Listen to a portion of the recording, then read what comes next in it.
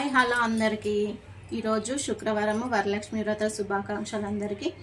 మా ఇంట్లో పూజ అయితే రెడీ అయిపోయింది. రండి ప్రసాదం ఇట్లనే చూపించాలా.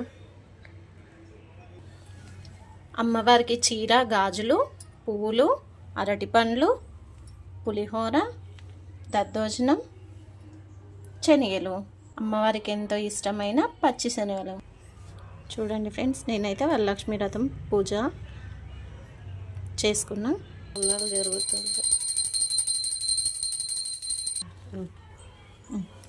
అట్లే చూపి.